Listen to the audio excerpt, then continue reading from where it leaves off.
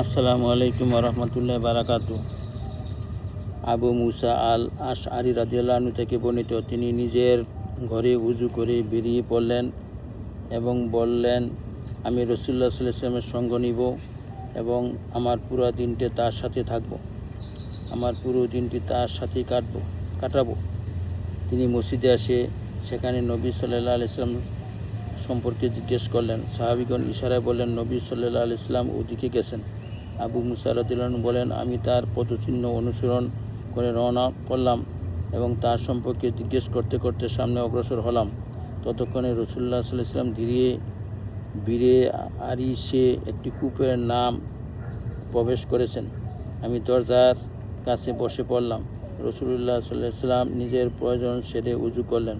আমি উঠে তার দিকে গিয়ে দেখি তিনি আরিশ কূপের উপর বসা। তিনি কূপের চত্বরে তার উভয় হাঁটুর নিম্নদেশ অনাবৃত করে পা দুটি কূপের মধ্যে ঝুলিয়ে দিয়ে বসে রয়েছেন। আমি তাকে সালাম দিলাম, তারপর ফিরে এসে দরজায় বসে পড়লাম। আমি মনে মনে বললাম, আজ আমি রাসূলুল্লাহ সাল্লাল্লাহু আলাইহি ওয়াসাল্লামের দ্বাররক্ষী হব। এমন সময় আবু বকর রাদিয়াল্লাহু আনহু এসে দরজায় টোকা দিলেন। আমি বললাম, কে? তিনি বললেন, আমি আবু বকর। আমি বললাম, থামুন। আমি গিয়ে বললাম, হে আল্লাহর রাসূল, এই যে আবু বকর আপনার অনুমতি চাচ্ছেন। তিনি বলেন, তাকে অনুমতি দাও, সেই সাথে তাকে জান্নাতের সুসংবাদ জানিয়ে দাও। আমি ফিরে এসে আবু বকরকে বললাম, আসুন। আর হ্যাঁ, রাসূলুল্লাহ সাল্লাল্লাহু আলাইহি ওয়াসাল্লাম আপনাকে জান্নাতের সুসংবাদ দিচ্ছেন। আবু বকর রাদিয়াল্লাহু আনহু প্রবেশ করলেন এবং নবী সাল্লাল্লাহু আলাইহি ওয়াসাল্লামের সাথে তার ডান পাশে বসে পড়লেন।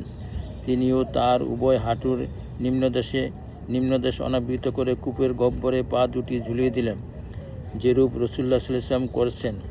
আমি ফিরে এসে বসে পড়লাম। আমি আমার ভাইকে ছেড়ে এসেছিলাম।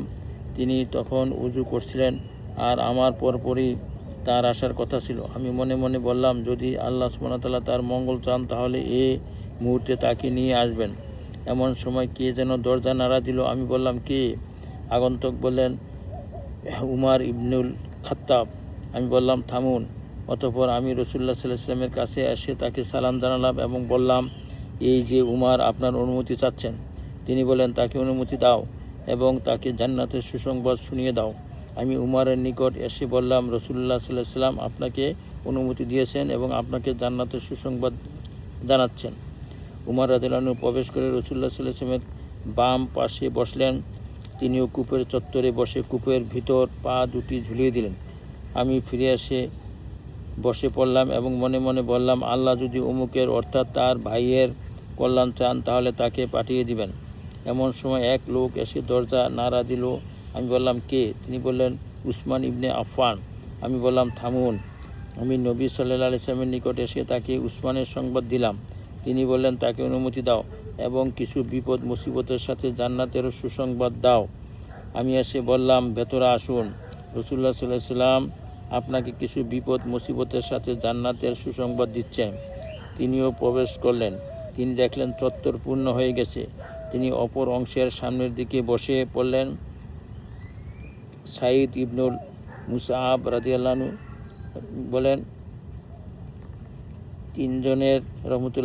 তিনজনের এক জায়গায় বসার তাৎপর্য হলো তাদের কবর একই জায়গায় হবে, এটা ছিল তারই ইঙ্গিত। ইমাম বুখারী ও ইমাম মুসলিম হাদিসটি বর্ণনা করেছেন। অপর এক রিওয়ায়াতে আরও আছে, আমাকে রাসূলুল্লাহ সাল্লাল্লাহু আলাইহি ওয়াসাল্লাম দ্বার রক্ষণাবেক্ষণের নির্দেশ দিলেন। তাতে এও রয়েছে, উসমানকে সুসংবাদ দেওয়া হলে তিনি মহান আল্লাহর শুকরিয়া আদায় করলেন এবং বললেন, আল্লাহ মদদগার ও সাহায্যকারী। যে আল্লাহ আমাদেরকে আমল করার তৌফিক দান